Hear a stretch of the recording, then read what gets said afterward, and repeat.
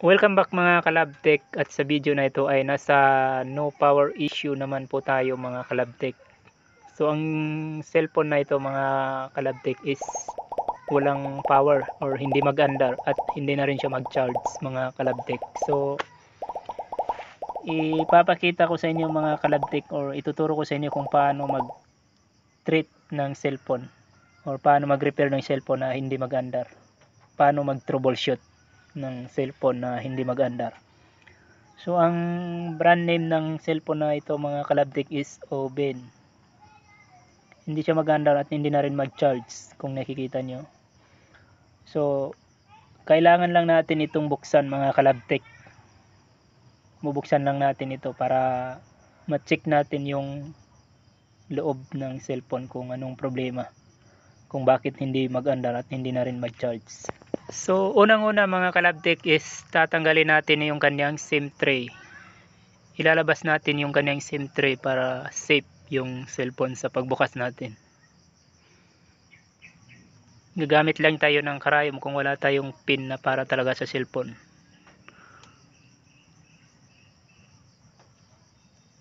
Ayan. So tatanggalin natin ito mga Kalabtik.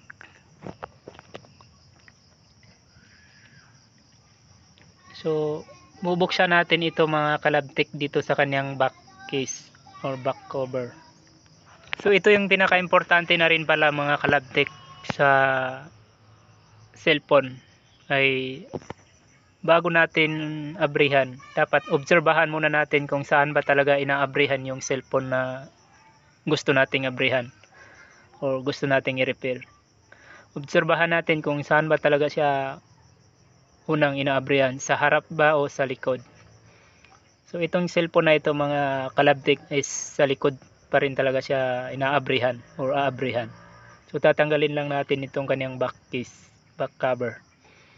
So isisingit lang natin itong manipis na card na ito para may pasok natin at matanggal natin yung kanyang back cover.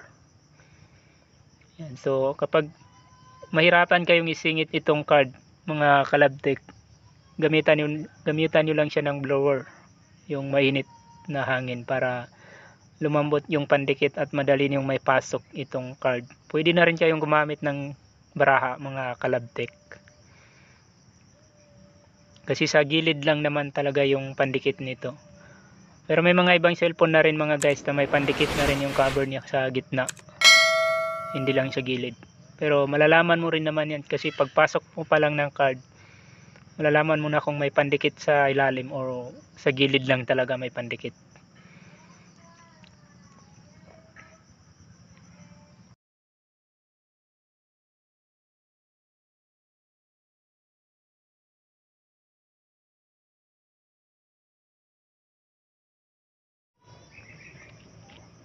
Ayan, tanggal na siya mga Kalabtik. Tanggal na yung kanyang back cover.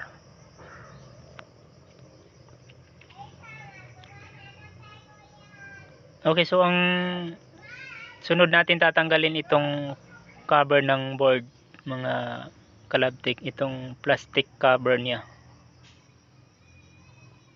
2 bolt lang naman mayroon siya. So ang cellphone na ito kasi mga Kalabtik is China lang siya, hindi naman siya branded na cellphone. Okay, so pag natanggal natin yung cover ng board mga Kalabtik, ito yung kanyang fingerprint. So kapag natanggal natin yung kanyang cover ng board mga Kalabtik, is unang-una i-disconnect natin yung battery. Tatanggalin natin yung battery. Ayan.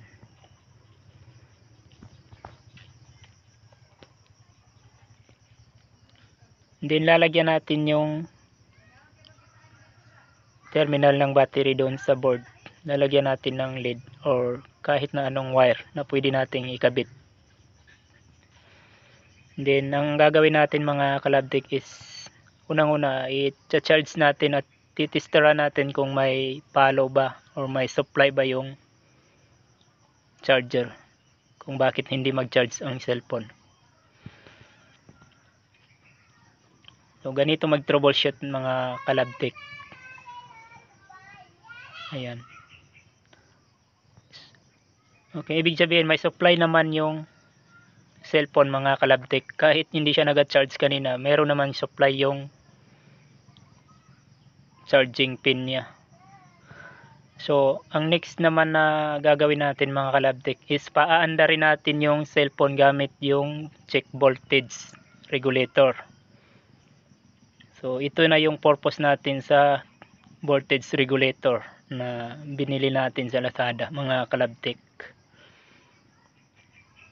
So, kung gusto niyo malaman kung paano gamitin itong check voltage, mayroon akong nilagay na link sa baba ng tutorial ng video or tutorial ng paggamit ng check voltage na ito. So, paanda rin natin yung cellphone. Ayan. So, ibig sabihin, okay naman pala yung cellphone mga kalabtik kahit hindi siya nag-aandar kanina at kahit hindi siya nag-charge kanina.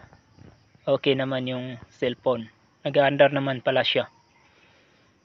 Pero ang may problema lang mga guys is yung battery lang niya. Nag-shutdown lang talaga. Hindi lang na empty kundi super empty talaga yung nangyari sa battery mga kalabtik. Dahil i-check na rin natin yung battery kung may laman ba siya or wala. Ayan. So okay naman pala yung cellphone mga kalabtik kahit hindi siya nag-aandar. Nag-shutdown lang talaga yung battery niya.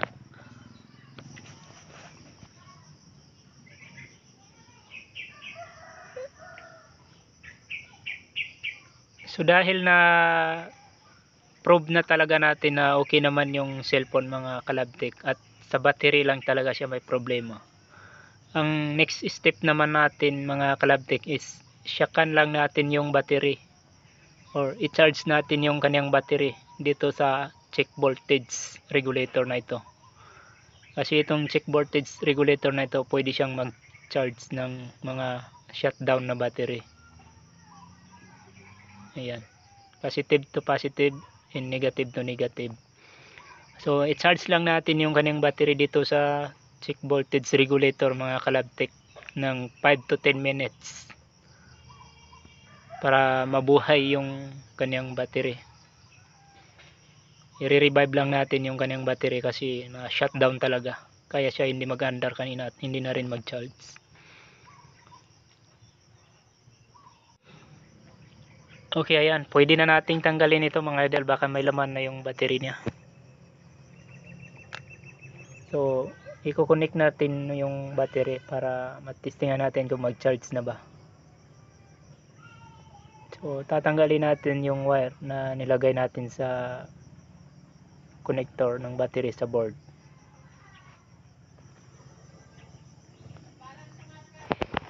Isusolda ulit natin yung battery sa kanyang kinalalagyan o pinanggalingan.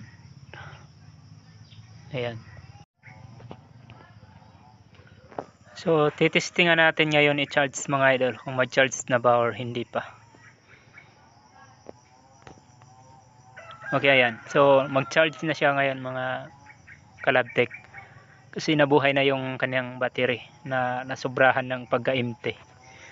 Ayan, may 10% na siya mga kalabtik. So, ganun lang mag-troubleshoot ng mga cellphone na walang power at hindi mag-charge mga kalabtik. Pero hindi natin sinasabi na lahat ng cellphone na hindi mag-charge or hindi mag-andar ay na empty lang talaga ang battery. Dahil may mga cellphone din na hindi mag-charge or hindi mag-andar na may problema na talaga sa kanyang board. Okay, so maraming salamat sa panonood mga kalabtik. Sana'y nagkaroon ka ng idea sa video na ito kung paano nga ba mag-troubleshoot ng mga cellphone na hindi umaandar at hindi na rin mag-charge. At kung nagustuhan mo ang video na ito mga kalabtik, huwag kalimutang mag-share, mag-comment at mag-like. At kung hindi ka pa nakasubscribe sa channel na ito, huwag kalimutang mag-subscribe at i-hit ang notification bell para lagi kang updated sa mga bago pang video na aking upload. Dahil ako ay gumagawa ng sari-saring video content or sari-saring video tutorial na pwede mong mapupulutan ng aral at maaaring makakapagbabago ng iyong buhay kung sakaling ikaw man ay nasa maling sitwasyon ng buhay. Kaya subscribe na para sa iba't ibang kaalaman or iba't ibang skill na pwede mong matutunan dahil lagi mong tandaan ang isang kasabihan, the more skill is more money. Maraming salamat again.